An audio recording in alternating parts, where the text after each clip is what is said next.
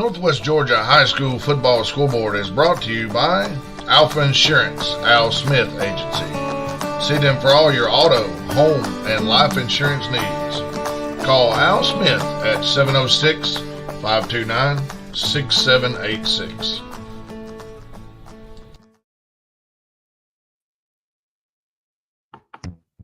Hey, welcome into the Week 7 NWGA Al Smith Alpha Insurance Scoreboard, man. We're on a couple days late thanks to Hurricane Helena, or Helen. I don't even know how to say it. I'm going to say Helena.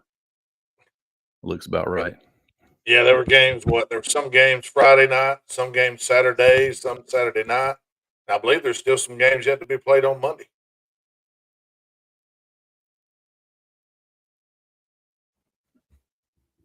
Yeah, I think we got 3 games tomorrow, man. We still haven't even concluded the week schedule. I know Jonesboro's at Central, Union at LFO, and there's one more in there. Lumpkin at White County are all playing tomorrow night. Yeah, and before we get going, yes. Yeah, go ahead. Before we get going, I just wanted to, say that we send our thoughts and prayers out to everybody who's, homes and businesses and properties have been just devastated, and people have perished as well. So it's just a terrible situation, and hopefully everybody can rebuild and come back from this. Yeah, we got very lucky up here in this part of the state, man, because I saw where Augusta really got hit hard, and up in North Carolina, man, I know they're having a tough time up there around Asheville and western North Carolina. Yeah, there's still a lot of places where you just can't travel to or from,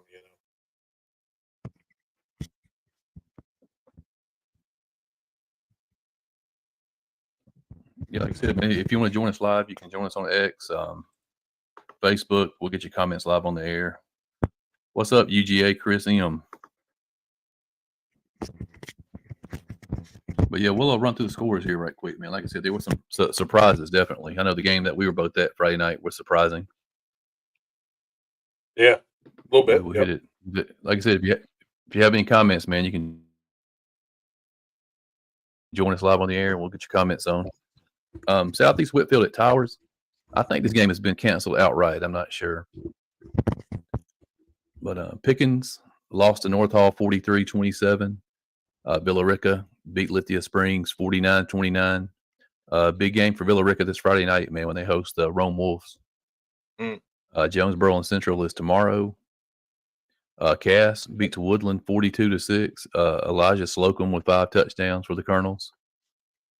Hiram had a big second half to beat Dalton 34-13. At one point late in the second quarter, they were only up 7-0. GAC beat Dawson County, man, 21-16. Lumpkin and White is tomorrow. Calhoun shuts out Adairsville 24-0. Big win here, man, for the Ridgeland Panthers, 28-23 at Lafayette. Our upset of the week, one that I was surprised by, 21-point underdog Heritage beat Northwest Whitfield 31-21. Union County, LFO is tomorrow. Rockmart, man, looks like they've found their footing for sure, 42-7 over Sonoraville. The game I was at Friday night, Temple beats Bremen 34-18. I mean, that score is probably closer than what the game was. I mean, Temple, very impressive on both sides of the ball. Darlington hangs on to beat Pepperell 21-20. Heard County, 49-15 over Haralson County.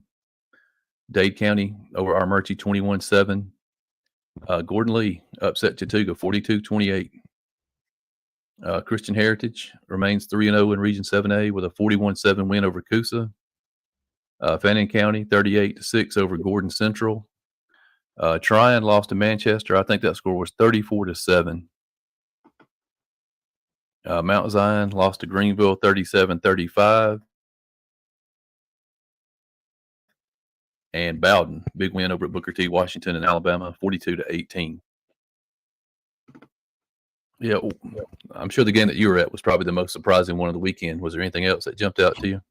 Well, I mean, it was a little bit surprising, but I knew coming in that it was probably going to be the best team that Chattooga had faced, and they couldn't get enough stops. Gave up too much on the ground. Chattooga's offense uh, wasn't bad. I mean, they played good enough to win the game. Cook was held down a little bit. He didn't go for his normal 250, but he had his yards and he had some touchdowns. But shocked that the rushing game. I think over 300 yards rushing for Gordon Lee, which nobody had came close to that. But shocked by the Heritage game, and honestly, shocked by the game you was at. Not that I thought Temple was a bad team. I just thought Bremen's defense would be enough to kind of stifle that offense, but it sounds like it wasn't. Yeah, I tell you the thing I was impressed with that Gordon Lee game is, I watched the first quarter of it, and Chattooga was much bigger up front than Gordon Lee, man, but they hung with them. I thought the Gordon Lee offensive line, defensive line were both doing a great job. Yeah, it seemed like Gordon Lee, especially middle to third quarter and then late, found a way to just hand the ball off and get around the edge, and they were getting 10, 20, 30 yards a clip, and Stuka just didn't have any answers.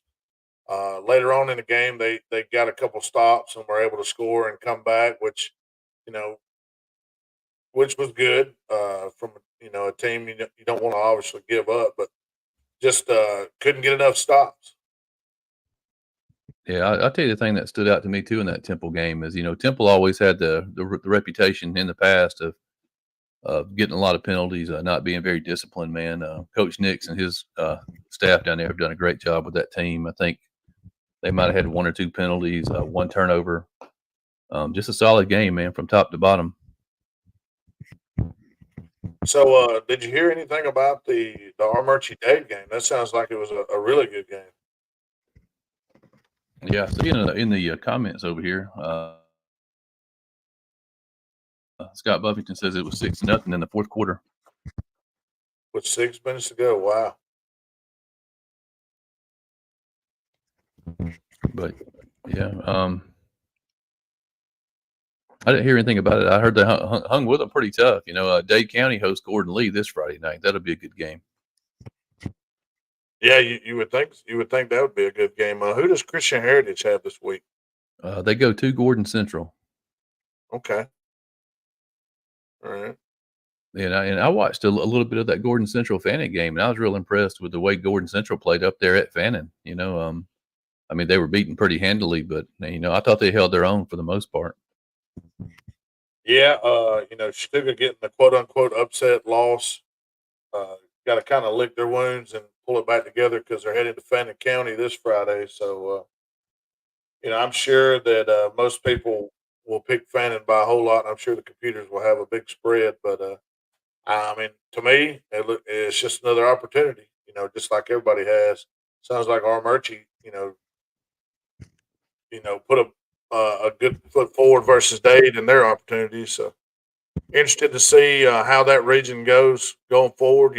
Christian Heritage and Fannin obviously sitting right there at the top right now, the two lead dogs. Yeah, it's kind of coming down to what we talked about at the beginning of the season. It's kind of looking like that Chattooga Day game is going to be real important. I know the top four teams in the region don't make the playoffs automatically right now, but I think if you look at the math of the situation, I think the top four teams are pretty much guaranteed a spot. Yeah, and a win means so much. Just one win from here on out means so much as far as the teams that you're playing and the wins that they have that will give you more points. That power ranking is going to be very interesting. Brooks, how's it going, guys? Pretty good. I'll be honest. I wasn't able to keep up with as many of the games this weekend. Gahola was on a bye, so part of that was a little on purpose. I just decompressed for the week. Oh, yeah. But some of the scores were pretty shocking this week. I hit on my upset pick for the third week in a row. How about Absolutely. How about it? No, proud for Ridgeland, man. That's a I mean, they've won 6 region championships since 2000. I think that's top 5 in our area.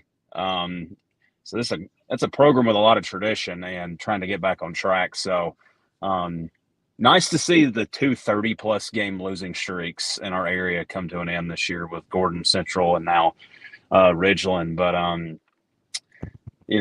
I thought that one would happen. I did not see Chattooga and Northwest Whitfield happening.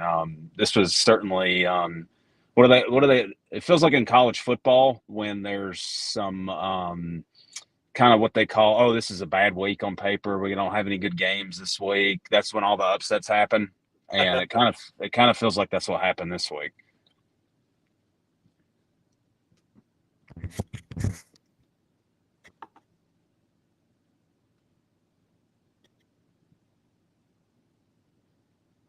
Wow.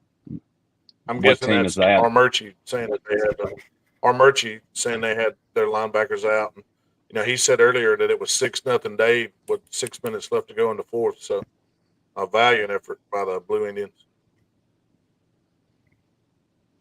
Yeah, they have a chance this Friday night with Coosa coming in. That should be a heck of a game out there at Armurchie. Oh yeah. Let's see here. I tell you, the game that most surprised me though was the Heritage win over Northwest Whitfield. I didn't see that one coming at all. Yeah, Heritage has been that. Go ahead.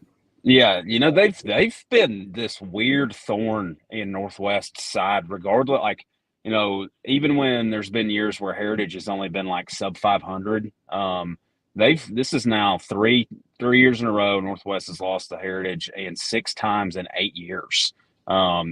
Since EK Slaughter has been at Heritage, he's really kind of had their number, and it's I don't know what it is, man. It kind of almost reminds me of like Kentucky and South Carolina outside of this year. South Carolina took Kentucky to the woodshed this year, but there was this weird kind of ordeal where, like, I think Kentucky beat South Carolina like 5 years in a row in the 2010s. This is what that reminds me of. It's not like they're leaps and bounds better than Northwest Whitfield. I don't know why they struggle with them. It feels like I don't know. I don't know what it is. It's kind of a weird little rivalry that's sprung up. I do know one thing though. This has kind of been the story with Northwest Whitfield the last few years. Hot start and then struggle in the back half of the year. I'm sure that's going to be a message from Josh Robinson to the rest of his team. I think they started 4 or 5-0 in 2022, wound up finishing 5-5. Last season they started 5-1, wound up finishing 6-5. Started 5-0 this year, upset loss to go to 5-1. I know that's got to be a message from Josh Robinson to his guys. Yeah, when it comes to trying to pick games up there, man, that whole extreme North Georgia section has got me messed up this year. If you go back and look at what Heritage did to Christian Heritage week 1, what they beat them, 49-21 or something like that. So you think, man, Heritage is great. Then they lose to Gordon Lee as 10-point favorites, and then they end up beating Northwest Whitfield. So I just can't get a good gauge on that whole area. It's just why common scores, common opponents mean nothing in high school football, right? When you're dealing with a bunch of 15, 16, 17-year-olds. Yeah, 0. It's all about that night. Yeah. Who shows up that night, and which player wants to play, or which group wants to play, and which doesn't.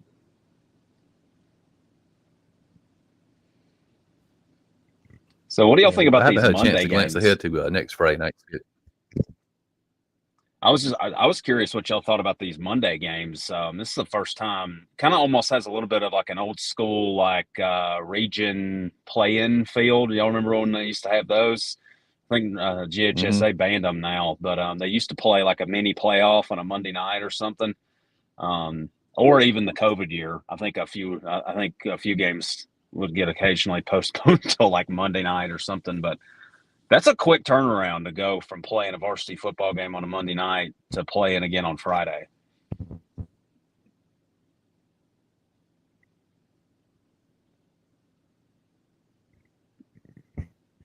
And how does that even? How is that? And I guess that has to be approved by GHSA because you can only play so many quarters in a week. I'm guessing that's an exception.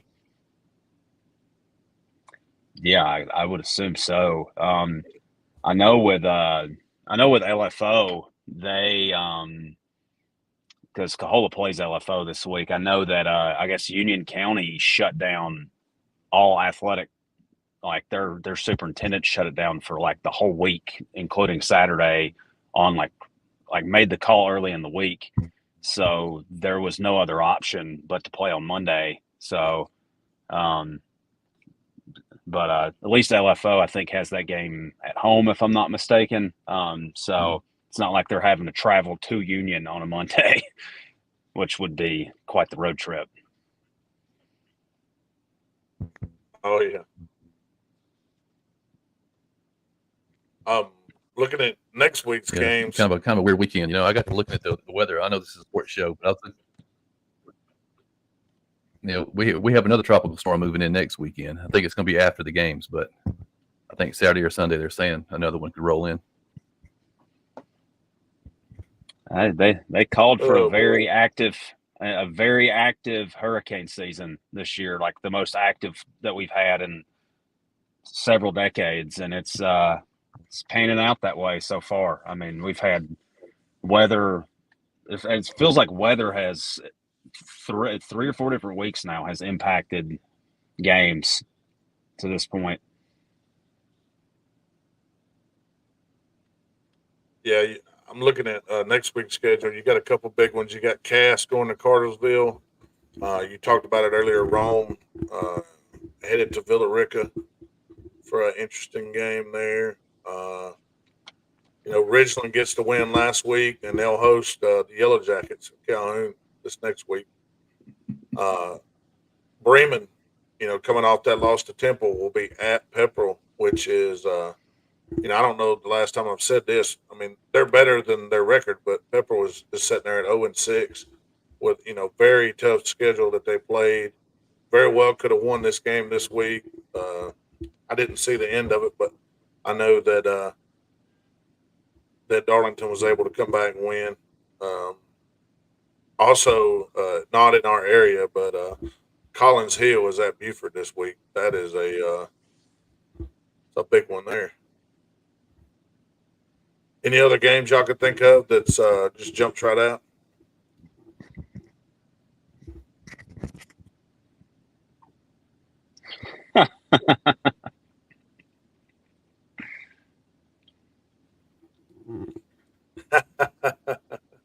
Yeah, that 1-3 start was deceiving. I think they're still certainly the favorite in that region. They had a very challenging non-region schedule, and I think what did they beat Adairsville 21-0? Was that the score? 24, I believe. 24 nothing. Yeah. So I mean, and then you see the top 10 ranks unbeaten team Northwest Whitfield go down. Adairsville, who we thought maybe could challenge Calhoun, gets beat that bad. I don't see anyone touching Calhoun in this region. Yeah, I don't think so either. It'll be tough for anybody to have any shot at them. Yeah, my internet's going in and out, so I missed a lot of what you said about the schedule next week. Did you mention Bowden and Manchester? I did not, and I hadn't come across that one, but that will be a very interesting game, especially after Manchester was able to handle a pretty good trying team. 34-7 was the final? 34-7, yep.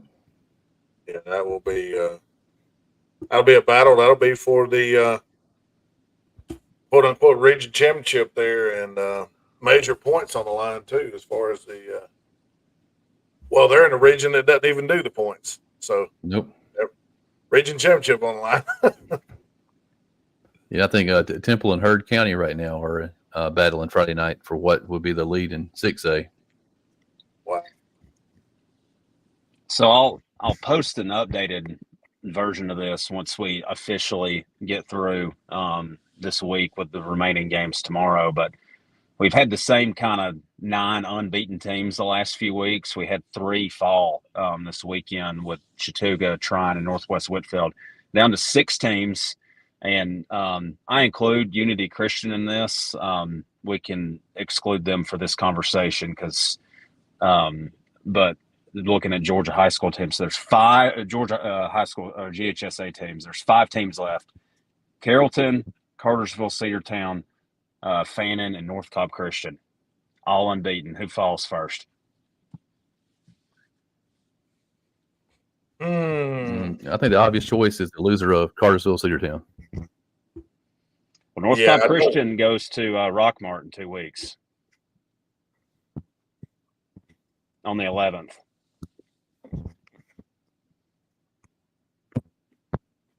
Yeah, I think that's probably one of those two because I think Fannin runs the table, and I think I would go with the Rockmart game. Actually, I think Rockmart's going to have enough to beat North Cobb. Probably a good game though. Yeah, I mean, the only way I see Carrollton losing would be Douglas County, but I still don't think that's going to happen.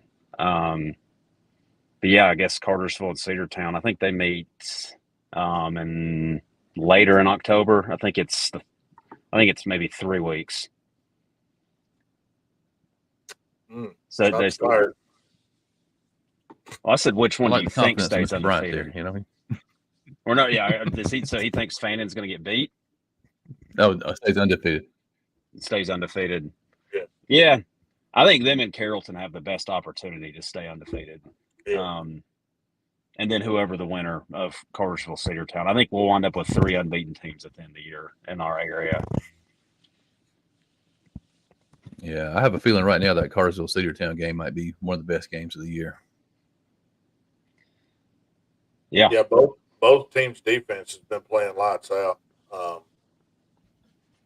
I might give a slight edge to Cartersville at this moment offensively. Slight edge. Well, all right, guys. I guess we'll be back on Tuesday this week for the Pick'em Show. That's going to be a quick turnaround. I'll get all the games posted tomorrow after the finals, and we'll be right back on Tuesday. Yeah, we're actually getting later in the season. We should be able to start trying to identify some power rankings in the next couple of weeks. We might be getting where we can show some of that and talk about some of that. So that'll be very interesting as it, counts down the last couple of weeks of the season. But there's still opportunity for some big jumps. You know how things go in high school with upsets and things of that nature. But So, Benton, are you going to break that? Are you going to explain everything for our listeners with how the power ranking works? Yeah, we will. We'll go to the GHSA website, and I'll click on that little explain tab, and I'll read it off to you. Read it like a dictionary. Yeah. Well, it's difficult, but I do like that what they've laid out, and the points that you get for whatever wins, and they've been updating it pretty good. It's not fully updated right now, but normally by Monday or Tuesday it's updated, so it's going to be fun. What's going to be fun is when we get region matchups in the first round, and be some interesting games going on. Hey, that happens in Tennessee. They play you get region matchups in the second round. The way that they do it, they make it to where they regionalize the brackets to where you're not, which is kind of nice. It's basically where you don't wind up playing a region opponent in the state championship game. Technically, trying to think here, you could play a region opponent, the first 3 weeks or so. I mean, you could play region opponents. I mean, it's totally random. Technically, if the way it broke down, you could play one every round. Every week, if you're so unlucky. Yeah, that would be. Or if you were in some monster, like a region that had 6 really good teams in it, you could play one, and they all made it. That's totally true.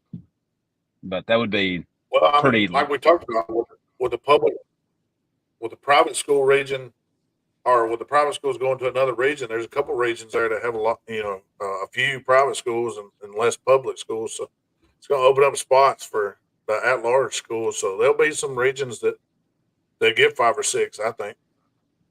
Yeah, I think what's the region that's it's the one that North Cobb Christian actually appealed out of. It's the one with Lovett. I mean, it's basically almost all private schools. In 2A. That's the one I'm thinking of. It's like mostly private schools. Let's see here. I think South Atlanta may be in that region. That might be one of the only public schools in that region, if I'm remembering correctly. But I know I'm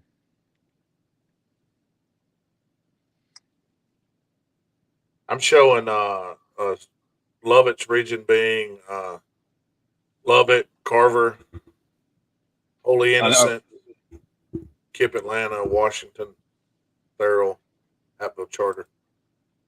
Okay, so there's a handful there. I was thinking it's about pretty half. sure there's a small school region, in 1AD too that has a good many private schools. But I'll have to go and take a look at that and confirm it.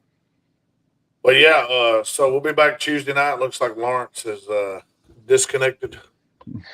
So we'll be back and we'll talk about all the games coming up next week and a few games that we had or that we have tomorrow on Monday. We'll see you next time, Brooks.